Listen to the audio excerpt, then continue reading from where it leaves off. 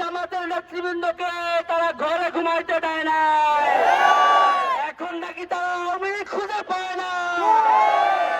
আমরা স্পষ্ট বলছি, আপনাদের কাছে সকল তালিকা থাকা সত্ত্বেও আওয়ামী লীগকে কেন ধরছেন না? আমরা আরো প্রশ্ন রাখতে চাই, এই আওয়ামী লীগকে ধরার পরে আজকে কারা জামিন দিচ্ছে? আওয়ামী লীগকে জামিন দেওয়া যাবে না, আওয়ামী লীগকে জেলে রাখতে হবে।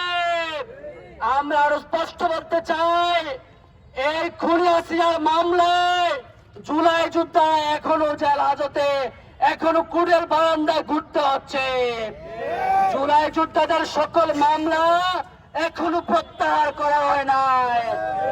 জেলখানা ভাঙার মামলায় জুলাই যোদ্ধারা এখনো হাজিরা দিচ্ছে।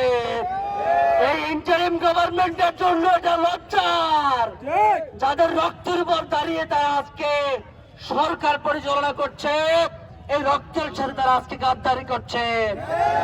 আমরা হুঁশিয়ারি করে বলতে চাই, এই আওয়ামী লীগ প্রেম আপনারা ছেড়ে দেন।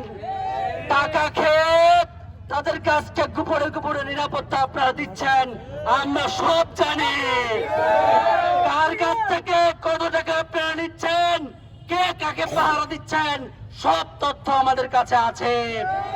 আমরা বিশ্বাস রেখেছিলাম আপনাদের উপরে, আমরা আস্থা রেখেছিলাম আপনাদের উপরে, কিন্তু সেই আস্থা বিশ্বাস আপনারা রাখতে পারেন নাই।